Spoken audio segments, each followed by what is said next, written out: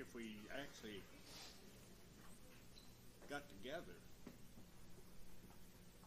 and get back to the family being the mini government within the government. Yes. Where are we at with that? In bad shape. It's right here. Nuclear family is the greatest form of governance known to mankind. It's one of the 10 core truths. Not just for everybody else, exactly. Yeah. And something else you mentioned about moral obligation there by the people we elect.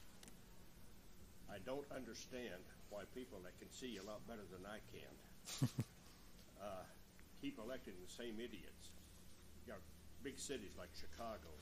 They've had a corrupt government there. Yep. Since I've been alive. New York, another one that's from the top on down, as corrupt as it can be, but they've got the same people that keep voting these people in. Now, unless their voting systems in these particular areas are screwed up, the same people are going to be running the thing tomorrow. And the That's day right. after, and years later. Until we unscrew that, or until people get off their butts and get to the voting booth and commit to something, because I think the biggest problem we have is just pure, plain laziness. Sure. It's not hurting me right now, so he's doing all right, or she's doing all right, and not paying attention to what's going on around them. Well, I'll say, you're right about that. I'll say two things. One is on the family. The family is the foundation of every great country that's ever been built, including this one. So my parents came to this country 40 years ago with no money, in search of opportunity. Now we've lived the full American dream. People ask me, oh, did you grow up in privilege? I didn't grow up in economic privilege. I didn't grow up in money. But I actually changed my answer now. Now I will say, yes, I did grow up in privilege. I had the ultimate privilege of two parents in the house with a focus on education and instilling in us a belief in God. You have two parents in the house. You're 8 times more likely to graduate from high school. Yep. You're 10 times more likely not to end up in prison or to not end up in poverty. That's where we are today, where 25%, 1 out of 4 kids today has grown up in a fatherless household. And here's the dirty little secret is that we're actually paying for it. So our taxpayer money is used to pay single mothers. I visited the inner city of Chicago and elsewhere. It's a place they don't say go there as a traditional Republican candidate. I'm leading to lead this entire country. So yes, you're darn right I'm going to go to the inner cities, even if that's not a traditional Republican place.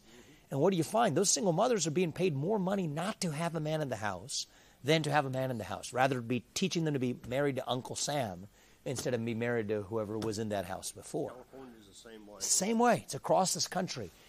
So one thing that'll end on my watch is we're not going to anymore use our own taxpayer money to pay people to do the exact opposite of what's best for them, actually. More money not to go to work than to go to work. You got kids in their parents' basements playing video games, smoking pot. You think that's good for them? That's what's driving a mental health epidemic across this country. Single mothers, more money not to have that man in the house than to be married. People not to repay their student loans than to repay their student loans. Even, in fact, I went to the inner city of Philadelphia and Kensington. They're giving away crack pipes and needles as a way to help people with drug rehabilitation. Go to San Francisco. It's far worse than that, Yep. right? That ends on my watch. I do want to say a word about the elections in this country. Part of what's missing is a civic spirit. I think every high school senior who graduates from high school should have to pass the same civics test that every immigrant has to pass to become a voting citizen of this country. It's not too much to ask. We ask immigrants to know something about the country. What we're doing now. It would be. And actually then that's how you revive national pride, because young people don't, I mean, all of us, we don't value a country we just passively inherit. You value a country you know something about, that you have a stake in actually building and creating. So that's half the story. And then the other half is we got to fix our elections in this country.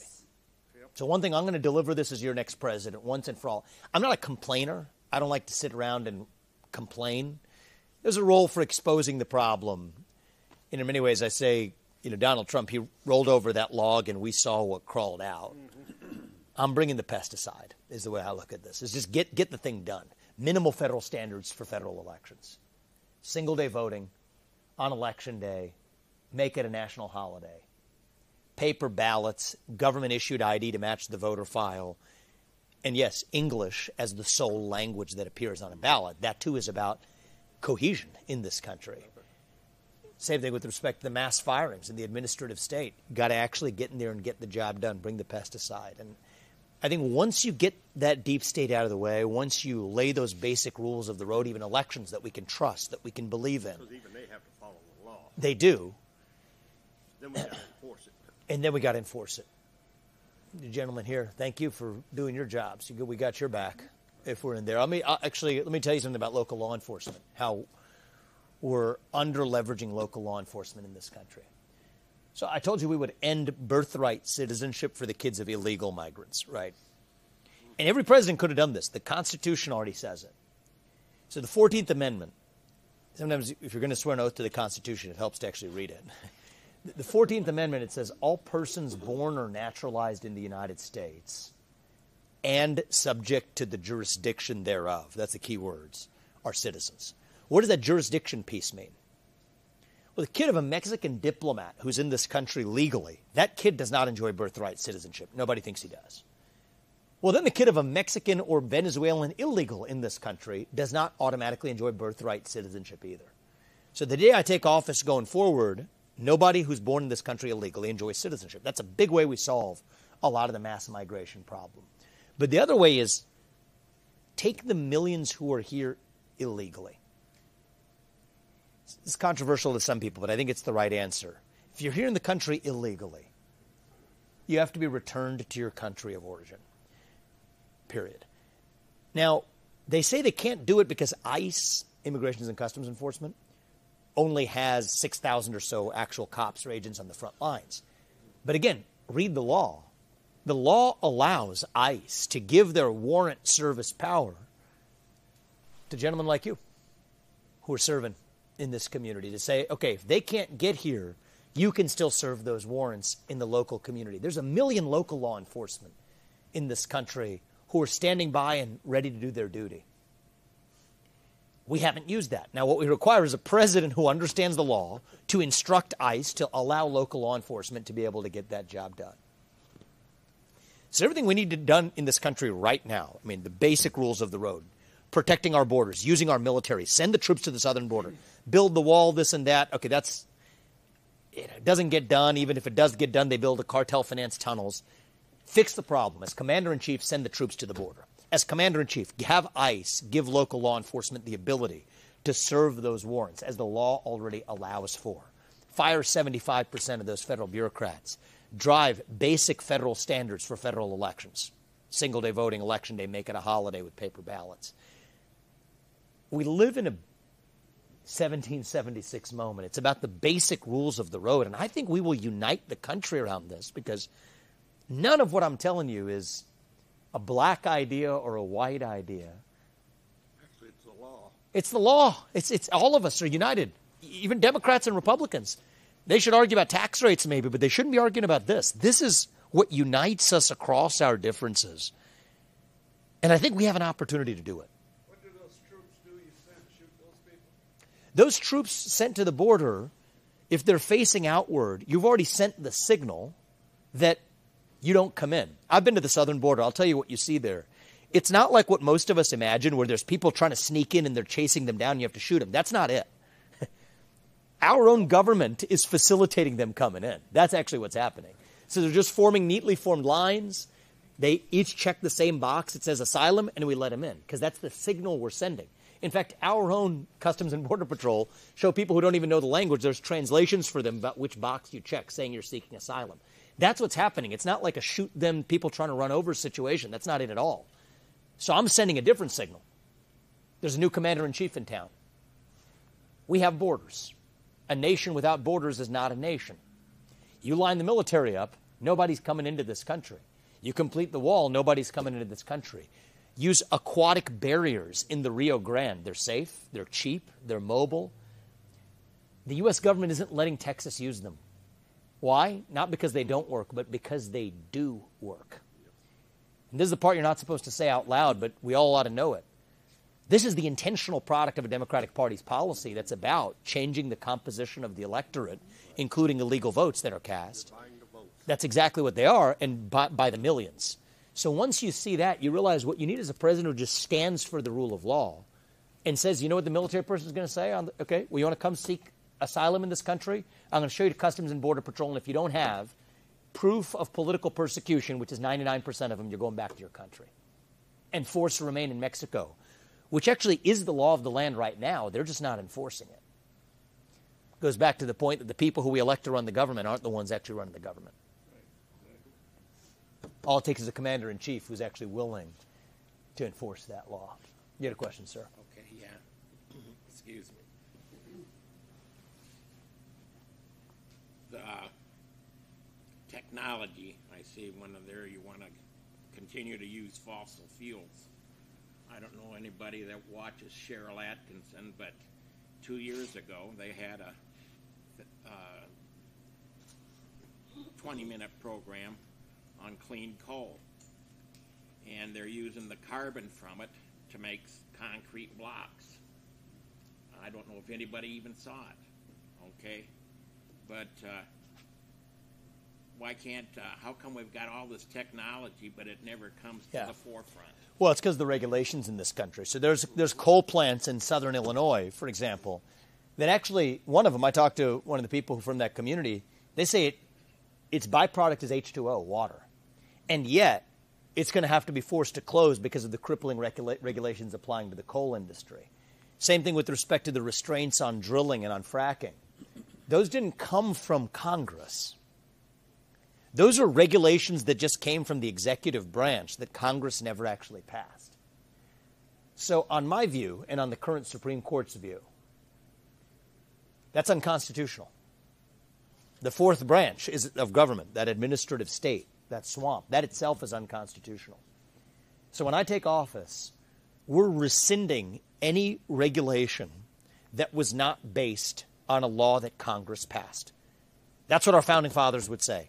And actually, that's what, as it relates to coal, I'm glad you brought it up. That's what the Supreme Court said last year, and probably the most important Supreme Court case of our century, maybe our lifetime. It's a case called West Virginia versus EPA. And it said a lot of the EPA's, this is just last year, very recent, a lot of the EPA's regulations of the coal industry, they said, are unconstitutional because Congress never actually passed that into the law. Well, if that's unconstitutional, most of our federal regulations are unconstitutional. I've got something going for me that even Trump didn't have going for him, which is a great Supreme Court. And I give him credit for giving that to us. But now it requires a president who understands and knows how to use that in our favor. If I'm going to swear an oath to the Constitution, we got to keep it. And the positive side of this is, I said this at the beginning, that if my kids are in high school before we get this right, I don't think we have a country left. How old are you, young man? 15. You're 15. I would say by the time you're 20 years old, what's going to happen is you have about $200,000 of debt on your shoulders that you didn't sign up for. It's called our national debt. If the interest payments on our national debt become the largest line item in our federal budget, we're done. Because then we're in quicksand. And that's about 5 years from now. So that's one side. But the flip side of it is, this is also our opportunity. I said we live in a 1776 moment. Imagine what it would have been like to be alive in the spring of 1776. It's a special time. There's something in the water back then.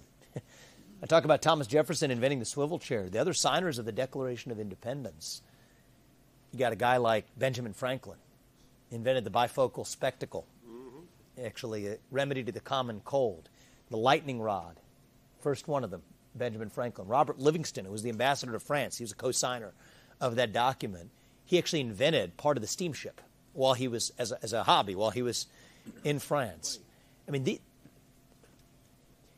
this is the founding spirit we need to revive, that we're the pioneers, we're the explorers, the unafraid, those who could not be stopped. We have a Supreme Court standing at the ready to stand beside a president who understands the Constitution, as long as you have a U.S. president who's actually willing to have a spine to do the right thing. Will I get challenged for it? Of course we will. We'll take it to the Supreme Court and win.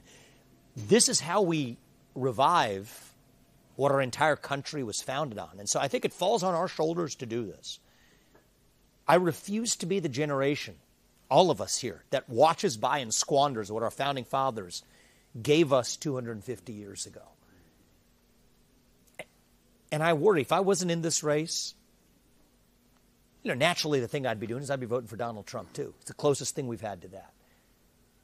But we're in the middle of a war right now for the continued existence of our country.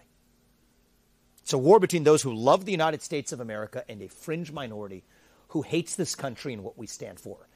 Between the managerial class, the deep state, and the everyday citizen. I think right now we need a commander-in-chief, a general to lead us to victory who has not yet been wounded in that war. Somebody with fresh legs to lead us forward to the next generation. And I've honored Trump and his legacy more than, and I'm saying this speaking, if most of you are like me, maybe that'd be the direction you would be going 6 months ago too. I said if they remove his name off the ballot in Maine or Colorado, I'm off too. That's how we stand against election interference in this country. But we cannot fall for the trick, the trap they've laid for us. And so I'm asking you to do the right thing for our country, even if it's a little different than what you were thinking a few months ago. Open your eyes. You saw what they did last time around. Man-made pandemic to a tech-rigged election. This time they will stop at nothing. And I believe I'm the person who will be able to reach the next generation. We're going to college. You can't vote yet, but I'm glad and proud of you for being here. But going to college campuses across this country, across this state, I think we're going to win the Iowa caucus because many of our supporters have never been to a caucus before. We're bringing them in for the same reason we're going to win the general election in a landslide. And a landslide minus some shenanigans is still a win, which is what we need to heal this country. And so if you all do your part, that's what I'm asking you for. 30 minutes of your time on January 15th. And a little bit more than that, which is maybe an hour of your time each of the next 2 weeks. To tell 10 people who couldn't be here today about what we talked about this morning. Bring them too. Every one of your votes at that Iowa caucus, it's like the equivalent of 1 million people, actually, and the impact that it has on selecting the next president. That's really the donation that I'm asking you for, of your time. In every movement, yes, you need a leader that says, stand up, follow me, and jumps out of the trench, and it's up to us to follow. And I think you're that leader, and that's why I'm going to caucus for you. So it means a lot to me. Thank you. And I know you've seen me a couple times now in the last couple of weeks. I appreciate that, sir. And if you all do your part, I will just tell you this. My family and I, my wife's a hero. She's saving lives on a daily basis, but she's here doing this with me because this is about the life of our country. We will do ours to make sure, not in some fake politician way, but in a true way, make sure that our country's best days are actually still ahead of us. That we don't have to be this nation in decline anymore. We don't have to be at the end of the ancient Roman Empire. What's your name, man? Isaac. Like Isaac, we're really, I see a country that's a little young, actually. On a good day, that's what I want to see. Going through all of our version of our adolescence. Right? Figuring out who we're going to be when we grow up. I think that's what our founding fathers would see in us if they were alive today. We're 250 years in. I think we got 250 years and then some yet to go if we get this right. So this is about honoring what they set into motion. From Livingston to Jefferson to George Washington. They did the hard work. All we have to do is keep alive the principles that they put down on two documents, the Declaration of Independence and the U.S. Constitution. We don't have to reinvent the wheel. We just have to stand for what they gave us. And I think if we fail to do it now, I worry we don't have a country left. But if we do step up this year, I also believe that our best days can actually still be ahead of us. Yes? But what can we do about the election? I mean, we saw what happened 4 I'm going to tell you, it's not, I would love to tell you it's going to be honky-dory and it's morning in America. It's not. This cannot be a 50.1 election. It has to be a Reagan 1980 style landslide, minus some shenanigans, minus a lot of shenanigans, still needs to be a decisive victory. And I think I'm the only person in this race that can deliver that, because we're bringing young people, first-generation Americans, people from the inner city of Chicago. When I went there, they thought they were going to be against me. It was only about 100 of them, but there's still 100 people that will be on our side.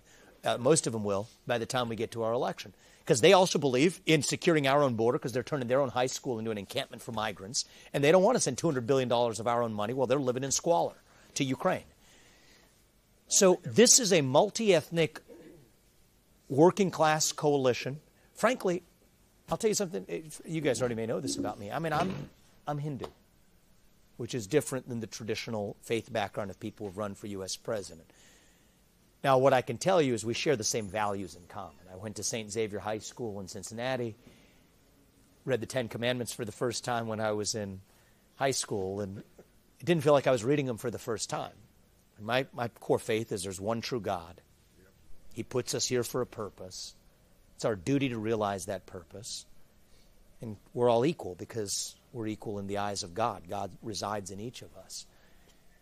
As a side note, read the Ten Commandments. It's almost unfashionable to talk about them these days. There's one true God. Don't do it in high school. I think it'd be great if they did in my high school, and I was better off for it. Don't take his name in vain. Observe the Sabbath.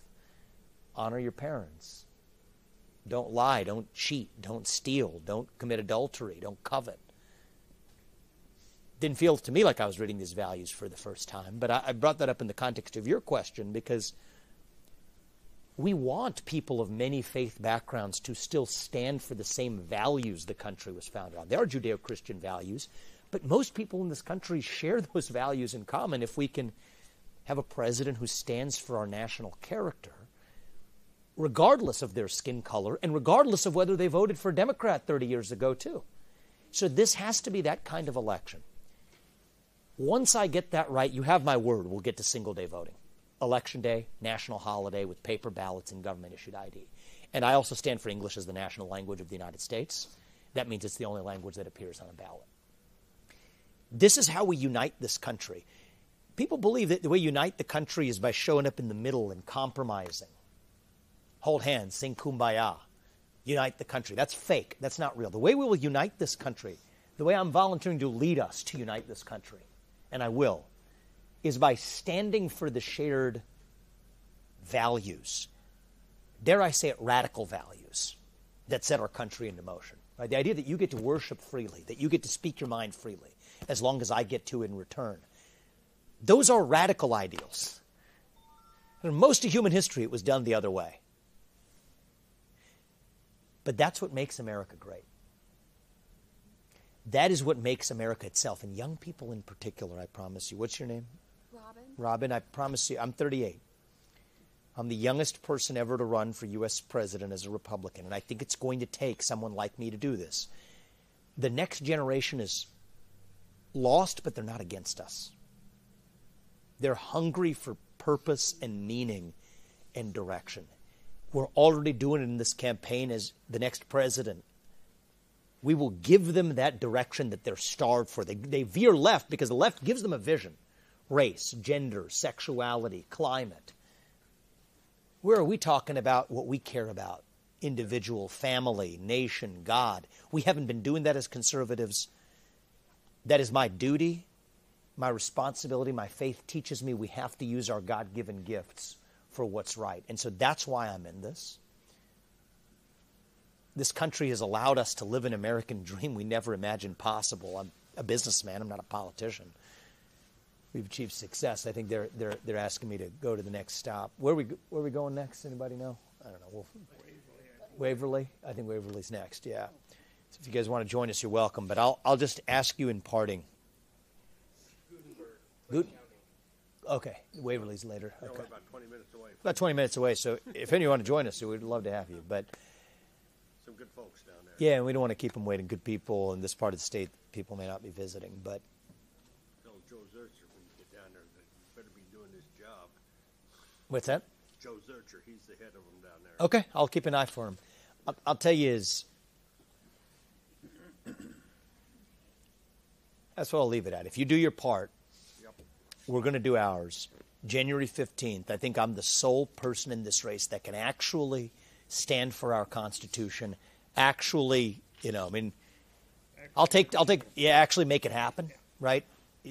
I'm not wounded in that war. Right, right. And I think it's going to take a general who isn't wounded. I think, I wore my Trump hat purposely because I think it's more of a feeling. Mm-hmm. You know, I saw your latest commercial and I was talking with the young lady over there that I feel Trump built the foundation, and you're right, he is kind of wounded, so he's already got a target on his back. But you're the one that's going to extend that foundation, build the walls and the roof. We will take that forward, and we will honor him at every step of the way as he deserves for what he did for this country. He did the right thing, and he's a patriot. But our movement can't end with him. It's bigger than any of us. It's bigger than me. It's bigger than Trump. It's bigger than George Washington. It belongs to we the people. And we will take our America First movement to the next level. You have my word on that. Thank you guys for coming out this morning. I appreciate it. God bless you and our country. Thank you. Thank you. How do you, as president, get a regulatory state? How do we get all these regulations before Congress to actually get? Because I don't see how you'd have the power. Shut it down is the answer. Article 2 of the Constitution. There's one executive branch. So I can't tell you what Congress is going to do, but I can tell you what I'm going to do. All of that came from the executive branch. All of it can be taken by the person who leads the executive. How do we get rid of the executive order so that, or limit it back to what it's supposed to be? So I said this before you walked in, actually, but it's the right question. We have a Supreme Court now that agrees with me 6-3 on everything I've said. So we'll shut down the FBI, to the ATF, to the CDC, to the U.S. Department of Education, rescind every regulation that Congress never actually passed. It never came from Congress. If I'm swearing an oath to the Constitution, that's how I keep it. We'll fire about 75% of the number of federal bureaucrats by the end of the first term, 50% in the first month. This is what we learned from Trump. You strike the swamp strikes back. You got to move fast. We've seen that. But we only saw it partially, actually. I know. And so now will they sue us? Yes, we take it to the Supreme Court and we win.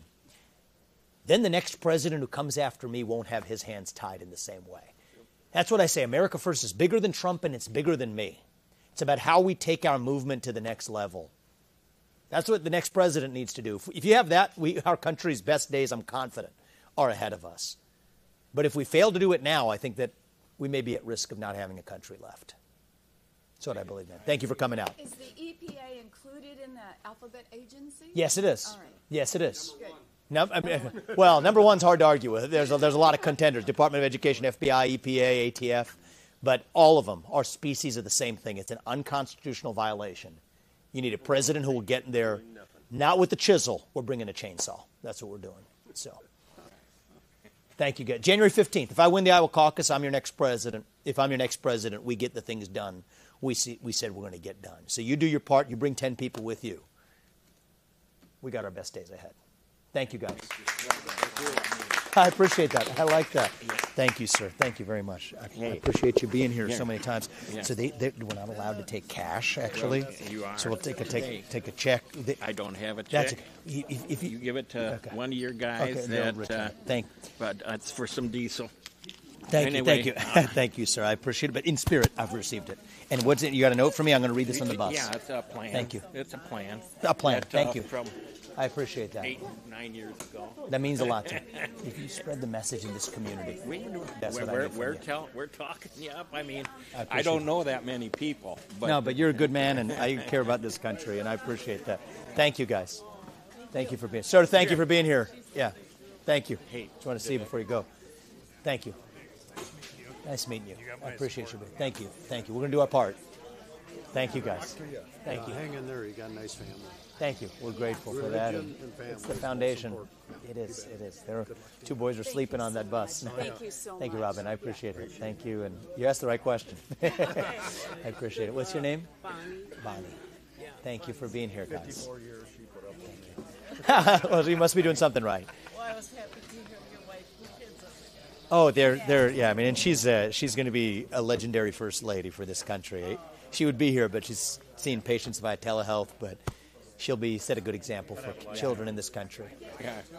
To spread the message in this community. Elegance. That's your wife. That's right. You've seen her, yeah. Simple elegance. Thank you, thank you. She doesn't have a. She doesn't make a big production out of And it, she but doesn't have an axe handles wide either. no, she does her job exactly. Thank you. I appreciate it, guys. This is my wife of 50 years. Oh, in this two- is in 2 weeks. Oh, is that right? Yeah. Thank you so much for being here. He's a Thank you. good man. Yes. Thank you, Susan. I appreciate it, guys. Take care. Thank you. Thank you. Oh, hi. Good to My see you. brother and his wife were in Charles City, and they met you, and he said, we're big Trump people. And he goes, you got to listen to him, because my concern is he's not going to make it, that's why I'm They're not going to let him. I love your positive attitude. I just hope like hell. We're going to see it through. I'm telling you. I know, but I see what we see with our eyes. So I'm not a fake positive, but on the other side of that, There's the truth. if you do your part here on the 15th, and I mean that, I know it's counterintuitive. Yeah. Save Trump is a way to vote for me, actually. I'll pardon him, and he doesn't have to put through this hell. I worry what's going to happen to him. I do too. I really do. Thank you. Tell your family. I appreciate them, okay? Thank you. Charles, was it? Charles was your family? Oh, Henry. We're Henry's. Henry's. Okay. Good to see you. Thank you. Thank you, man. I appreciate you having us. Thank you. I appreciate it, man. Thank you. Hi, Vivek. Hey. Tushar, Oh, you are? nice Oh, to good. meet Good you. to be here. Thank you, guys. You're going to be with us all day? Part of Okay, part of the day. All right, got it. Good. Good to see you. Hey, man. Hey, guys. Hi. Thank you for having us. It's nice meeting you. I appreciate it. This is a great spot, guys. Thank you. Thank you very Is this much. your colleague here? Yep. Nice to meet you. Hey, how you doing, my man? What's your name? Bob. Bob. Thanks for having us. It's a great group this morning. Good. Really grateful to. Family. This is half of my family. Oh my God, half of them. One side. I love that. We have come from a big family too. What's your name? Jim Hitchens. Jim. It's good to meet you, Jim. That's a beautiful picture. It's what the country's built on. Yeah. Well, I don't want to name you. no, take him out. Take him out of the pictures. Take him out of the. Thank you, Jim. Happy New Year, and we're going to do our part. We're going to do our part. I'm asking you to do yours. We're going to do ours. Haven't convinced me totally yet. Okay. What's the last thing I could tell you? One way or another. Constitutionality. Of? He's still backing Trump, and he's the biggest violator of this Constitution. I'm backing myself. My nephew. I'm giving credit. I give him credit. My nephew was a speechwriter for Trump. My whole. He was in that. She worked in the Trump White House as well. She's with me here. He was there the day of the Capitol when it happened. I'll give him.